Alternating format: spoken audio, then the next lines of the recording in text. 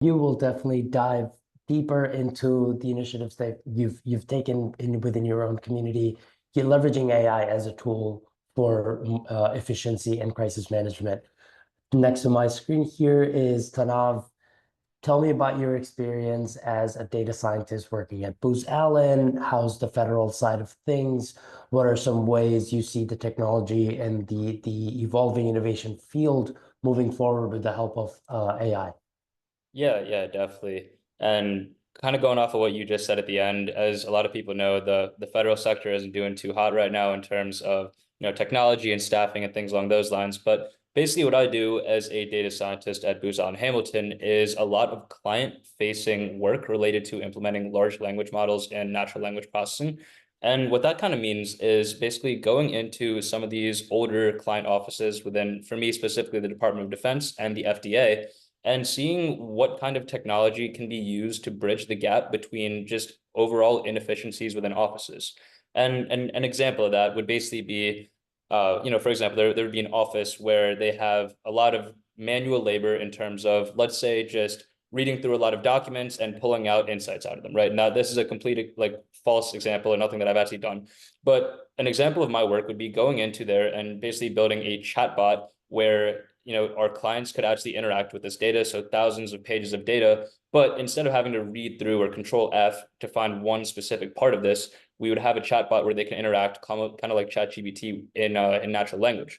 And what this really means within the federal sector is, especially within the Department of Defense and the FDA, and as you kind of keep going higher within like agencies like the CIA and the NSA, a lot of this data is very, very sensitive, and you can't really just throw this into ChatGPT, right? This is all classified information. So kind of building out these technologies that allow these offices to work with these brand new, language models and things along those lines, but for their specific use cases is kind of where I focus on in my line of work. So, within consulting specifically, trying to go into these offices and basically make them more efficient, and not necessarily in terms of just replacing people, but in terms of augmenting them and helping them be better at what they do and be overall more efficient. Thank you so much. You bring up a very cool perspective on the idea that I've heard from our previous discussions is that it's a very positive outlook on AI, and especially the job sector with the stigma and the fear that naturally and very rightfully so goes on is AI is going to take over our jobs. In other words, AI optimists, on the other hand, kind of say AI will help us evolve our jobs. And that's a perspective that you kind of bring in, augmenting these jobs and being able to take them to a next level. Because when I think of the industrial revolution back in the 1800s in Europe, farmers never went away. We still have farmers in the modern day today, except we farm in very different ways than we did 10,000 years ago when civilization began. So that's something, these are pivotal shifts in society that AI and other sort of phenomenons come about, and we only must adapt to it. And thank you for bringing that very unique perspective, and we'll definitely dive deeper in there. I would love to move to Charlene, a little bit about yourself, your experience in the US Congress, and how your work in the legal and policy advocacy field incorporates technology and how you see it moving forward. Absolutely. And if you don't mind, I'm gonna give the floor to Denise to kind of introduce herself and then I'll flow. Oh yeah, we have a pre-recorded video actually for Denise that I'm just going to play right after. Okay. Rakeem. Yeah, absolutely. Thank you for being here, Denise. Charlyn Stanberry, a little bit about me. So my intersection with AI has been more on the legal and the policy front. I worked for the over 10 years, I've been working more with Congress. I'm trying to figure out, since AI is an underregulated or if not regulated, right, industry, with what's the intersection of where AI, there are potential innovative ideas and things that can come of it. How do we not stifle innovation and investment when it comes to AI, but also regulating what may be potential harms when it comes to it? And so a lot of people may know this, when it comes to AI, there's a lot of privacy concerns that are occur. So being in the US Congress, when I was working as a chief of staff, I also worked as legislative counsel for the House Energy and Commerce Committee that oversees communications and technology. We did a lot of work with trying to figure out what is the right federal framework when it comes to privacy, but also where does AI intersect with that? A lot of people may know both within the House and the Senate, there have been several different AI task forces and working groups and reports that have come out of that. So happy to kind of talk about that later. But necessarily, there's also a AI caucus, but there hasn't been substantial federal legislation when it comes to AI. In my current job, I work with the National Association of Broadcasters. So we do have a couple pieces of legislation related to AI and broadcasters and a lot of things that deal with deep fakes. So I'm happy to join the discussion and kind of talk from a different perspective when it comes to the intersection of policy and AI. Thank you so much. Thank you. That actually leads to a great segue into Denise's pre-recorded video that I'm more than happy to play for us in real time live here. It's only a couple minutes. It pertains to the idea of cybersecurity, the dimension that you add to our discussion here tonight. Cybersecurity being a growing concern as the petabytes and immense amounts of data, including data centers, exponentially grow in the modern day today to support the infrastructure that we currently have, which is very much not very regulated. So which only puts us at the end users in danger. So without further ado, let's take a look at a demo of the piece created by Denise. Thank you so much for you to creating this and sharing it with us here. There you go. I hope everyone's able to see my screen. Just a quick thumbs up. Let me know if you are. Okay, perfect. Hope you're able to hear as well. I'm going to mute myself.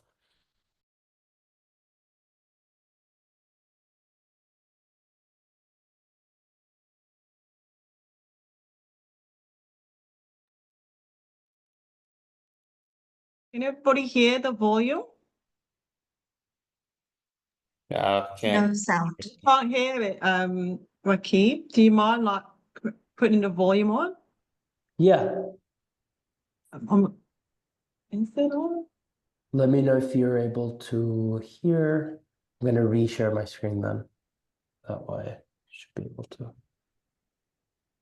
And then I'll introduce myself after so people can understand the video just a bit. Yeah, absolutely.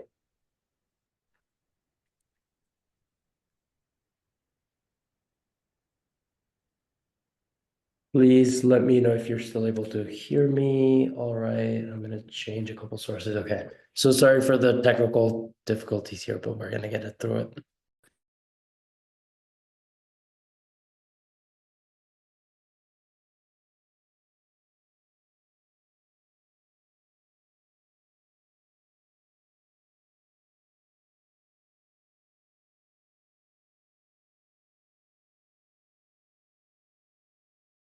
Found less. You can't hear the sound. Oh. Together, we will explore how a Mhm. breakfast brings independence and joy to an elderly resident and his nurse, empowering the vulnerable. We'll also reveal how AI is locked in a high-stakes battle against cybercrime and the crucial role you can play in this digital frontier. Behind every technological advancement lies both opportunity and risk. Today's AI revolution is no different. The same artificial intelligence enhancing your daily apps is now our strongest weapon against cybercriminals. Yet, digital threats are escalating rapidly, with cybercrime costs projected to reach $13 trillion annually by 2027, largely fueled by AI-powered attacks. Experts predict a 70% surge in sophisticated cyber threats by 2030, with AI-generated phishing attempts increasing by over 300% by 2027. Our defense strategy must evolve. Multi-factor authentication blocks 99.9% of automated attacks. Advanced AI threat detection systems are now reaching 78% effectiveness. Improving digital literacy provides 45% additional protection. Good morning, Jenny. Could you please pour me a glass of water?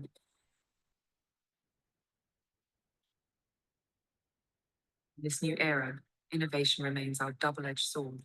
From a $2 billion market to a safer, smarter world, humanoid robots are more than just technology. They're a bridge to sustainable progress. By blending economic growth with cutting-edge innovation, we're not just meeting Sustainable Development Goals, SDGs 8 and 9, we're redefining what's possible. Let's keep the conversation going. Comment below.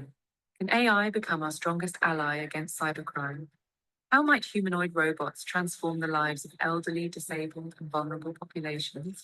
Share your thoughts in the comments and don't forget to like this post. Thank you.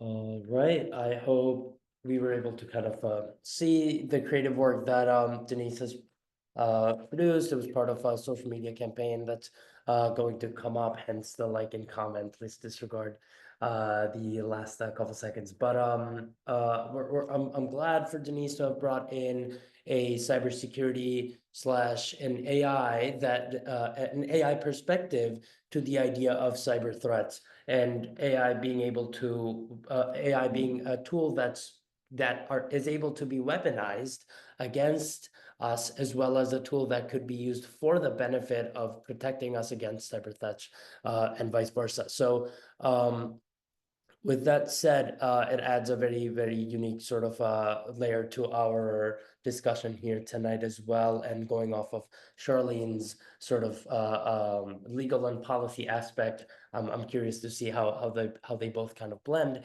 and where the regulatory field kind of comes into the AI space as we see it today. Let's go on to our next speaker. I would love for Michelle, you're right there. Please talk us through a little bit about your experience coming up from your undergrad to your postgrad, and then breaking into the finance field, how the industry looks like, how AI is furthering the industry, and your experience as an associate at JP Morgan.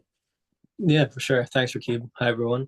Mitchell Garber. So I graduated in 2021, undergraduate 2023 with my graduate degree.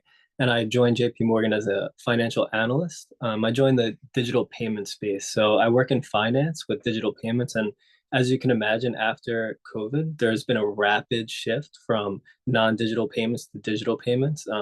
For folks in the government, there's an executive order with shifting checks onto digital payments that's impacting the bank, as well as JP Morgan with its scale. So overall, we process over $7 trillion in payment outflows. So that's just dollars leaving the bank.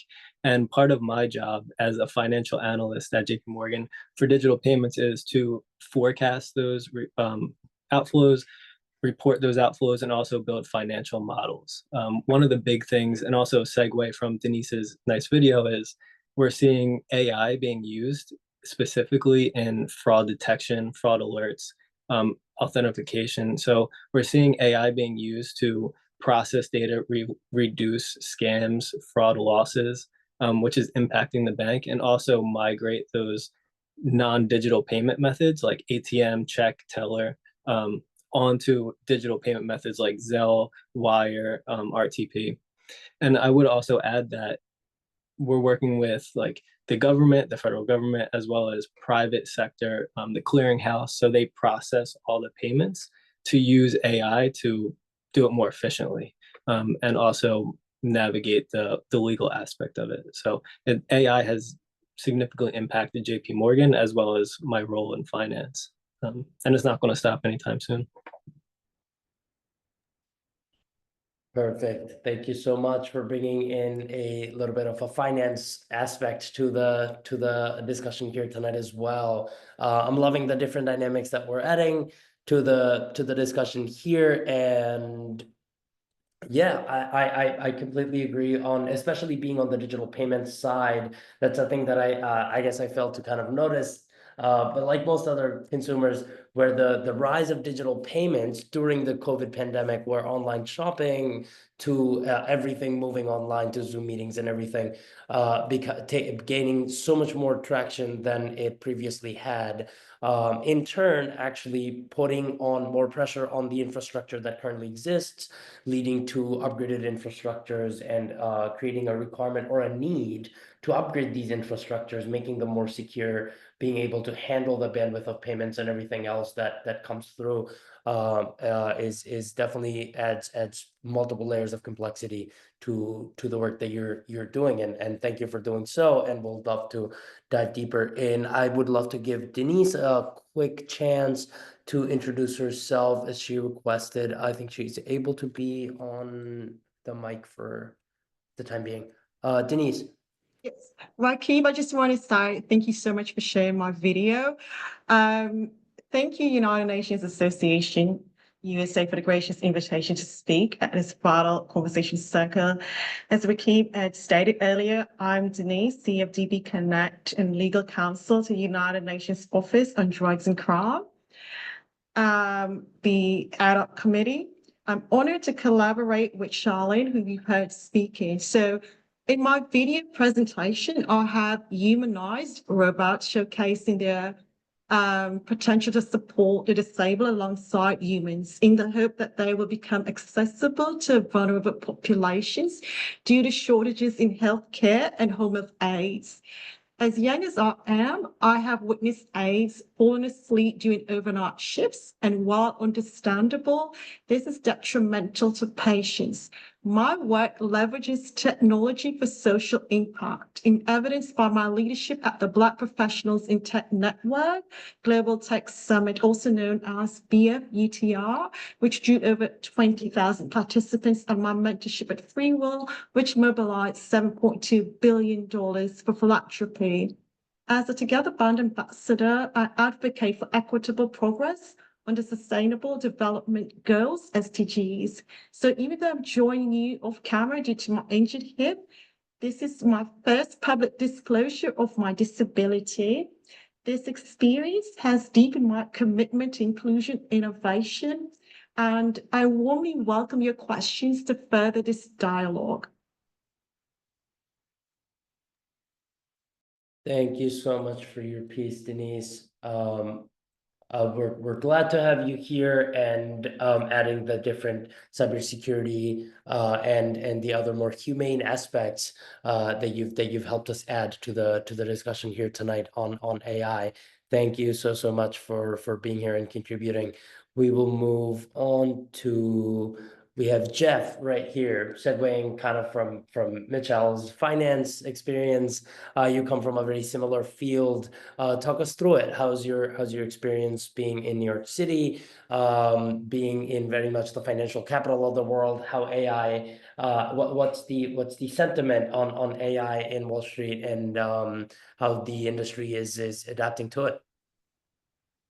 Yeah, so I'm fortunate to be the principal at Untapped Ventures. We're basically an early stage venture capital fund investing in agentic and vertical AI, and pretty much every industry that you can think of. It's being, we're seeing more and more AI agents emerging in those fields, and for us, we're very bullish on the emergence of AI agents. We believe that's what's the immediate future will be dominated by AI agents. We also have a bullish timeline on AGI and eventually achieving singularity, which are all two very key milestones that the whole world in our opinion needs to be prepared for. And I'm very interested in kind of sharing my personal viewpoints on AGI and singularity and what that means for both the economy and also for general innovation as a whole, and how that ties in with the public policy side as well. Lovely to hear that. Thank you so much, and for bringing a few different sort of dynamics into your introduction. And we'll definitely build on that as we move on. Last but not the least, we have Yaj, a good friend of mine from Penn State University, and a youth founder, civic entrepreneur yourself. As co-founder of Offerpilot, I'd love for you to kind of walk us through your experience building Offerpilot. Why did you get into it? How it came about, and your experience as a whole as a student founder and managing school in both, and how AI has played a role in all of it. Of course. Can you guys hear me? Great. Okay. So first of all, thank you, Rakib, for having me in this session today. So my name is Yajat Dewan. I'm a senior studying computer science here at Penn State, along with math. And I'm one of the co-founders of Offerpilot. It's a company that started here at Penn State in our Happy Valley Launchbox, which is Penn State's startup incubator. And this past summer, I got a chance to work at Deloitte as a solutions engineer on an AI proof of concept for a specific healthcare client. So just about Offerpilot. Offerpilot is an AI-powered job search platform designed to enhance your employability and your marketability by providing the most honest and brutal feedback on your resumes and cover letters, and matching you with suitable job opportunities. We do this by offering tools to improve your application materials. I'd say my most relevant insights, I'll get into Offerpilot in a second, but my most relevant insights today would be probably studying the job markets, understanding the entrepreneurial opportunities, just with the low barrier to entry. I guess if we get into that further later today, I'd love to share some insights on that. It's crazy to think that we have been in a similar position before, in a similar revolution, whether it's the Industrial Revolution or the information age in the 1990s to 2000s. And it's sort of interesting to think about how the job markets and industry changed back then and how it might have hindered some people in the short run, but the massive impact in the positive run that it had in the long term. So back to Offerpilot. I started off by meeting 3 good friends of mine in similar classes. After for the first 2 years, we came together and we were like, all right, let's do something with the skills we have. Mind you, we were very behind in the skills compared to the seniors and the post-grad students at that time. But then we started off just by entering into a hackathon. So I joined them for a hackathon, and we built an MVP for a project called Present AI. And Present AI was at that time just a communication and presentation coach for your upcoming speeches and presentations. We'd all taken public speaking classes that year, and then it just seemed like a suitable use case for us. So this project would give you feedback on your verbal presentation as well as your physical, whether it's the pace of speech or the amount of filler words you're using, as well as how you control your gestures and whatnot. So soon came time for us to apply for internships as we made our way into our junior year. And then the stress started to form because we just couldn't get any job offers. We couldn't get any internship offers, as many young college students are suffering from nowadays. So then we spent career fair after career fair going up to recruiters and asking, what are you seeing in these resumes? What are you seeing in these applicants? And what's the reason you're not giving them these opportunities? So we came back with the conclusion from these hiring recruiters and hiring managers that people were just submitting the same application to 50 to 100 jobs, and they weren't tailoring these applications at all, which didn't show any sort of initiative to these companies, as well as it just seemed like a lazy application. So that's where the Offerpilot idea came from, to sort of increase your marketability and tailor each of your applications to each of the jobs you're applying to. So from there on out, we continue to interview and gain insights from the people that are making the decisions, the people who are looking at your resumes and deciding this is the person I want for the job. We studied applicant tracking systems, what worked and what didn't. And now eventually we turn to a 2-facet model. We have both the B2C, which is for students, and then we have a business-to-business model, which connects employers with the emerging talent, the source of students that we have on our platform, and connecting them directly to these employers who are looking for the emerging talent. But yeah, so that's what I have so far. Hopefully we can get into the job markets and impact later on in the session. Love to hear it. Thank you for sharing your story. It was, if anything, very inspirational at the end of the day for us youth who are in attendance here to be able to trailblaze a career out of our own, from being frustrated about finding a career and opportunities to creating a portal for opportunities for others is an incredible story. So thank you for sharing. At this moment of time, we are at the halfway mark of our discussion here tonight. I would love to open up the floor to the rest of the audience to engage, ask questions, share their own insights that they've gotten so far from the discussion. And once we get through a few of those questions from the audience, I'd love to move into a few of the topics we've discussed here amongst our panel and dive deeper.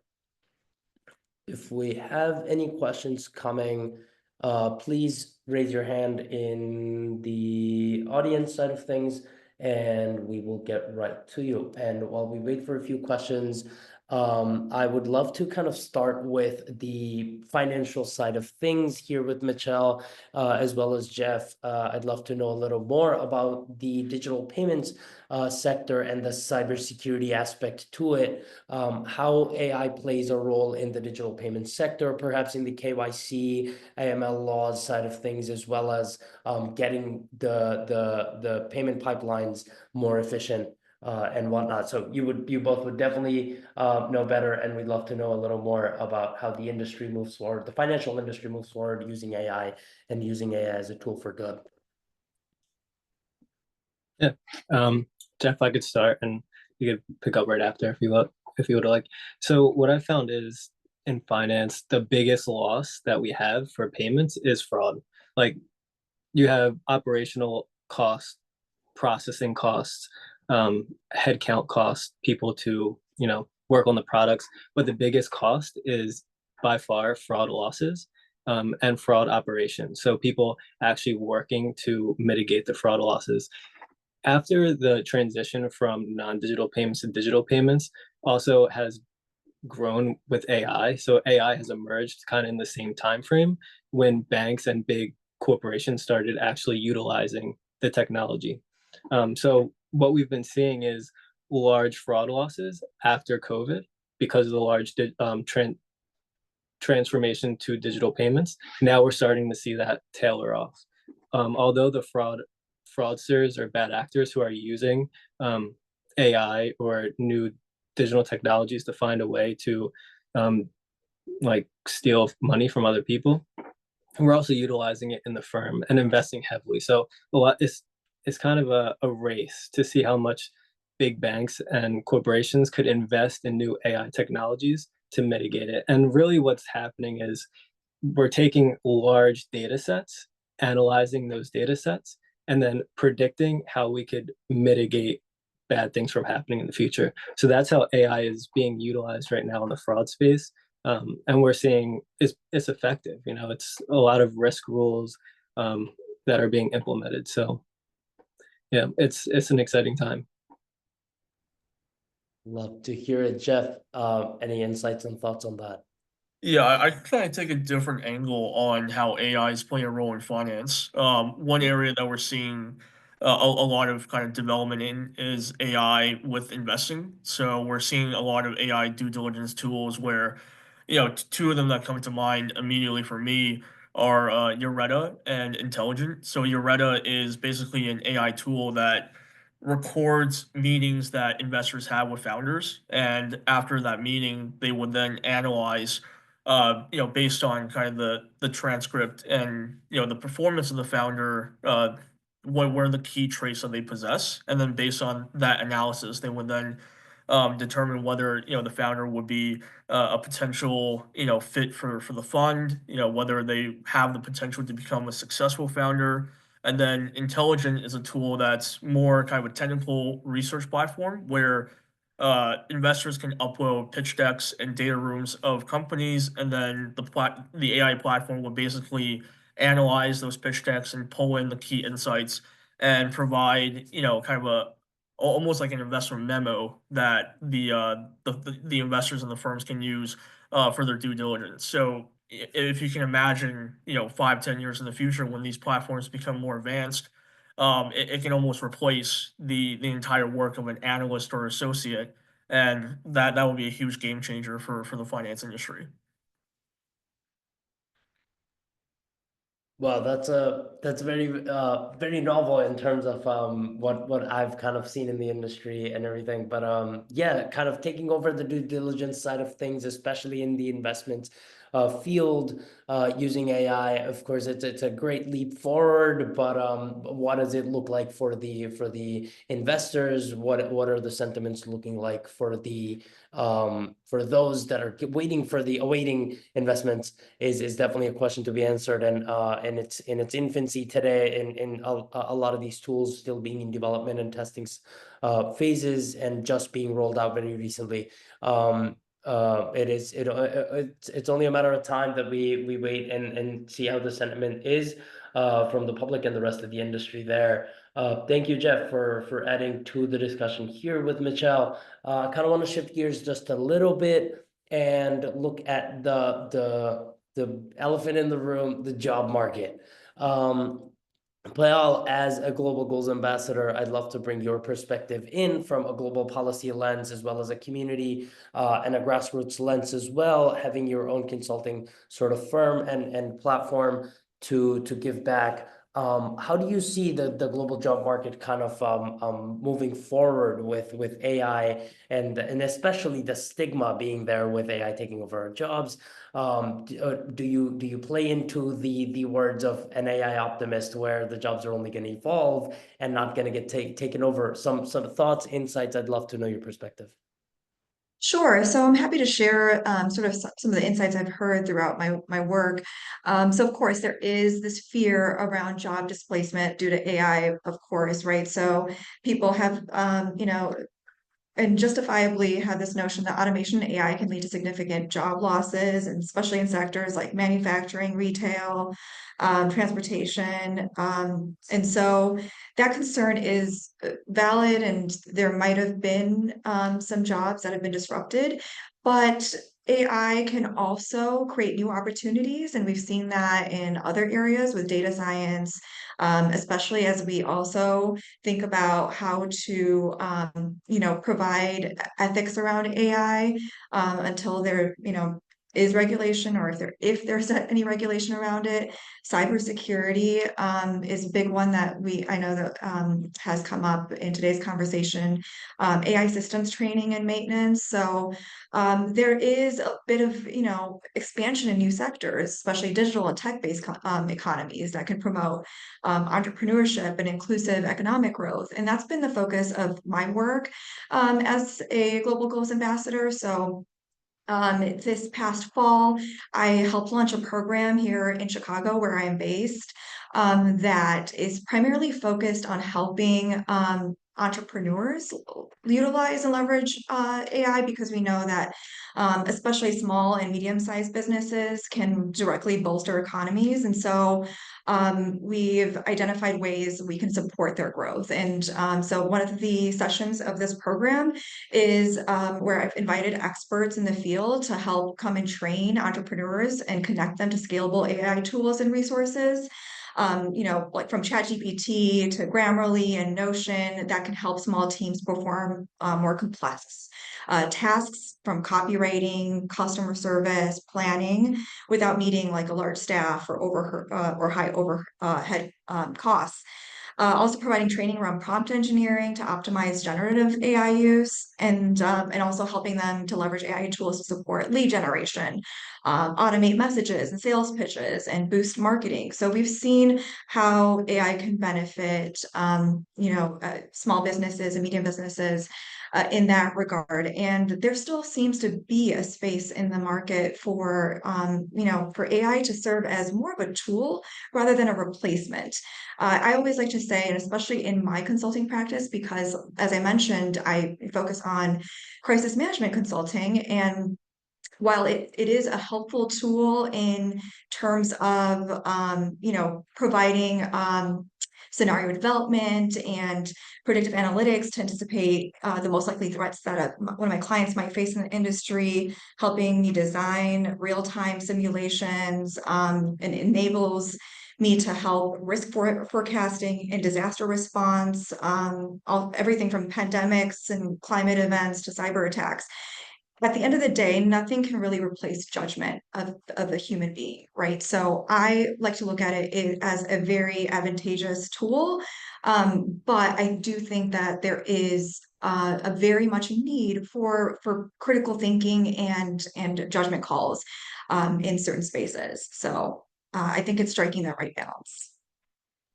Absolutely. It's a kind of your last piece kind of brings reminds me of the idea of looking at Tableau dashboards or Power BI dashboards which is very much an industry standard across almost any analytic scenario that you look at.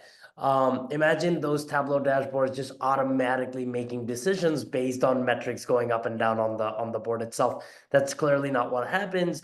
The dashboards are merely there for assistance to senior leadership or any leadership there may be who are in charge of making those decisions. And at the end of the day, it is at the hands of the human being to make the decision and make the judgment call, like you said, because in its infancy, the industry moving forward at a rapid pace, it's difficult to adopt the right technologies in the right ways at the right time.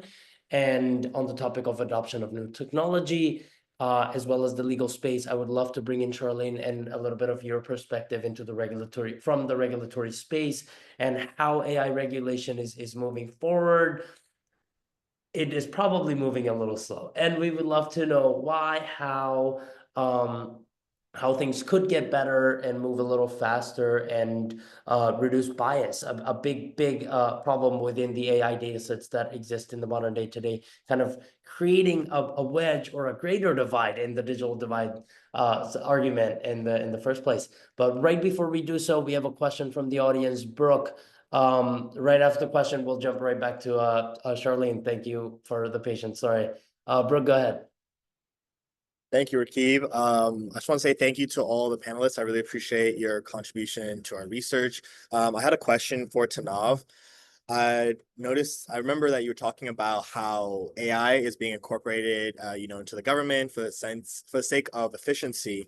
Rakib also commented about how AI is not really there to replace, but it's there to also evolve. Like not also, but hopefully to evolve. And if people are trying to evolve with it.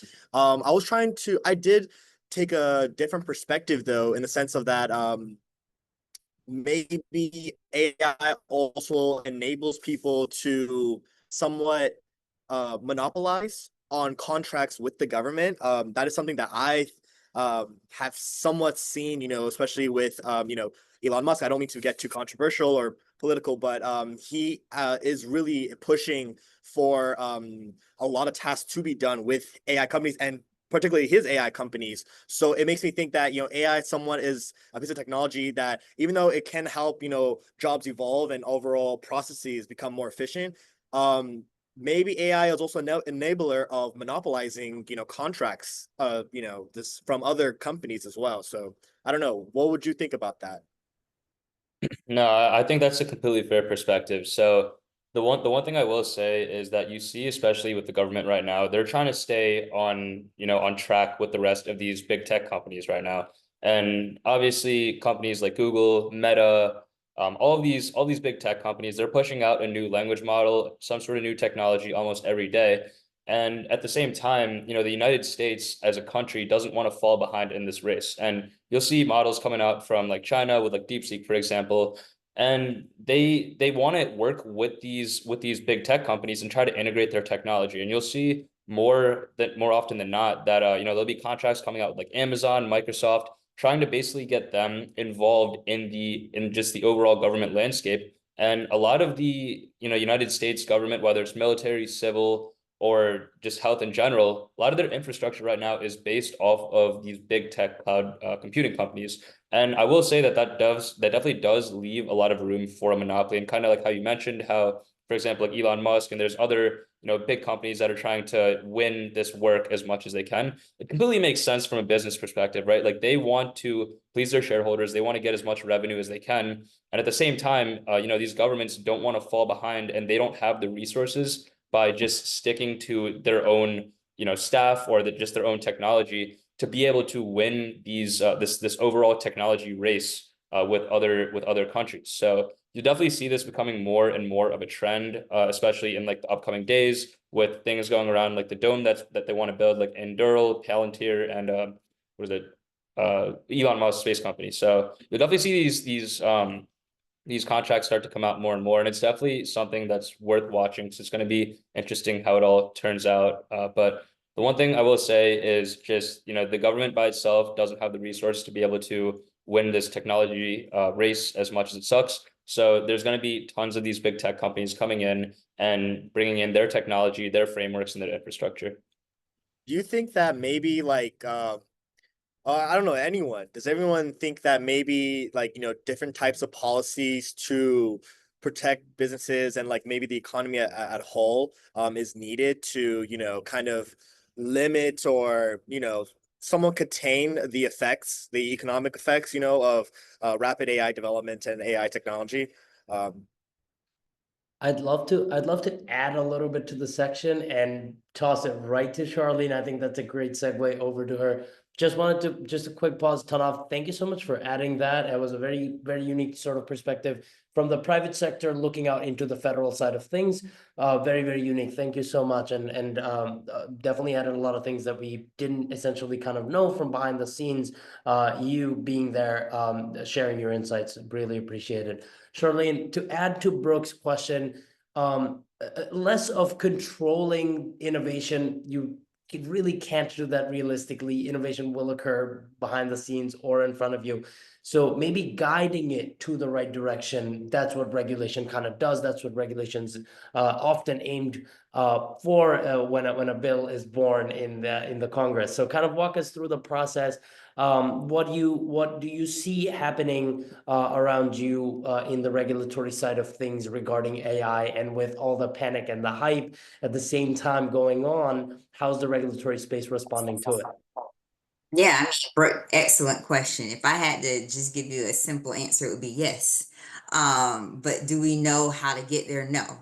And so, one thing to think about when we have a lot of these congressional members who are working on these pieces of legislation, some of them don't necessarily have the technical background. And so that's why you may see it slow walked, and you see different working groups and task forces and caucuses that basically have subject matter experts, but most importantly, they're enlisting best practices that companies like the people who work for on this panel already are doing. I think back to when I was on the Hill, it was two pieces of legislation that the old congresswoman I worked for and her committee worked on. One was the Algorithmic Accountability Act. And that bill addressed what we talked about, bias and algorithms when it came to AI, and making sure that companies look at the different reporting requirements, or creating reporting requirements and assessments that the Federal Trade Commission would be over when it comes to the importance of bias in AI and the efficiencies that occur. Another bill was the Deep Fakes Accountability Act. And that was more kind of a punitive one about if AI technology or deep fake is used in a malicious manner, should there be some compensation for the person that may be harmed. And so I think when we're looking, the reason why they're slow walking, everyone knows that it's chaos in Congress right now, right? We know that they haven't been able to come together when it comes to just legislation and getting bills passed. That's why you see a lot of working groups. But the two things that I always keep in mind is that they're looking for, one, looking out for consumers, but two, also looking for businesses so that they're not stifling that innovation. On the consumer piece, I wanted to see if Denise had anything to add in regards to like the cybercrime and protecting consumers aspect. I would like to, yeah, because we've talked about the problem in depth. So how do professionals protect themselves from cybercrime? Professionals can safeguard against cybercrime by adopting multi-factor authentication, which 55% of enterprises used in 2023, reducing breach risk by 99.22%. Regular software updates, preventing 60% of exploits in 2023 are critical. AI-driven threat detection tools identified 95% of ransomware in 2024. So training on phishing recognition, with 80% of organizations reporting fewer incidents post-education, is essential. Encrypting sensitive data and using VPNs and public networks further mitigate risk, ensuring security in digital ecosystems, because I don't want the audience to leave with not understanding the solution and how you as a consumer, the public, can protect yourself against cybercrime. Lovely. Thank you for adding the cyber aspect here as well, as the regulatory sort of space we explore. And Charlene as well, thank you for kind of giving a very much of an inside scoop on what the laws are looking like, what are some of the acts that are being passed, what are some of the things that are being worked on. And thank you so much. I think we have a question from Arnav here in the attendance. Arnav, yeah. So my question's for Yaj. Sorry if I pronounced your name wrong. But my question is how you were talking about how you were in the job market and you were trying to find internships, but you weren't able to find some. So now to a modern day idea. How are advancements in AI help changing hiring processes, and what should we do to showcase our skills compared so we're not getting replaced by AI, and how can we use AI tools in our work? No, I mean, that's a great question. The first thing, I'll address the first part of it, which is sort of like how the job application process is changing. This is just like, even like within the last couple of years, this is nothing like something that happened like very recently, but like actual hiring recruiters are not the first people to see your resume, right? So you need to leverage your application as if there's a software grading your application. And that takes research on applicant tracking systems, which is what our team at Offerpilot spent the last like 2 years doing, gaining insights on how to provide those insights in sort of an AI agent form. So we have an AI bot on our website, on our web app, and that's that was the main goal, on how to leverage our applications not as if we're encountering a human, but as if we're encountering like an AI software. Now, the next thing is that I'd say that there's many people in the industry that aren't accustomed to change and are very fragile to advancements in AI. This is not including you. I'm saying people that are already in the industry. And in the most selfish way, that is the younger generation's upper hand in this revolution. So just like a personal anecdote from my experience, like this past summer, I worked at Deloitte as a solutions engineer, and I'm no like AI expert that's been in the industry for like 5-10 years, but I got my hands dirty when the technology first came out, like maybe like 3-4 years ago, when generative AI was becoming a big thing. And just having that minimal experience gave me enough credit to give my opinion on the healthcare client that I was working on, because the people that were saturated within the industry, like my senior managers didn't have technical experience. So what I'm trying to say is that you want to be like anti-fragile. You want to be like anti-fragile as in like you want to gain from volatility and change. Like it might seem like the technology is advancing too fast and it's going too fast, which it is, but it's a massive, not only like opportunity for job seekers, but it's a massive like entrepreneurial opportunity as well. For people who may not have had the same head start, like whether or not you're studying a tech focused major or you're not, like the barrier to entry has never been lower, is what I'm trying to say. Like people who have no tech experience could build a web app in about a week, just using like AI platforms, AI tools. So I'd say the biggest goal is to stay on top of the latest technologies, stay up to date, because these are the questions that come up like in interviews as well.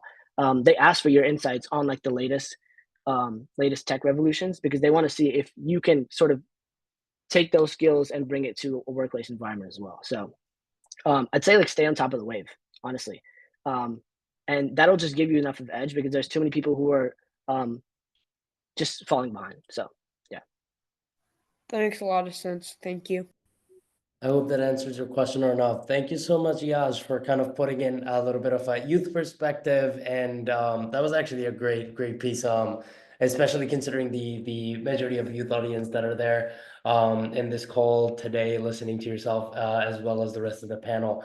And yeah, at the end of the day, as you kind of spoke about staying on top of the wave, it's for lack of a better word, in order to be AI or catch up to AI, you have to think like AI. And lucky for us, AI thinks like us, quite literally. That's how neural networks are modeled after our own brains. And authenticity and our genuine humanity is what separates us from AI. And like kind of referring back to Payal's point a little earlier, being able to be as human as possible and not becoming a cyborg in a sense, a digital nomad in a sense, in this very technology heavy and driven world, is what separates us and I guess helps us stand out in the applications to standing out in the industry as a whole, being able to trailblaze careers that didn't exist before and evolve the very careers and job positions that we were very much just now talking about.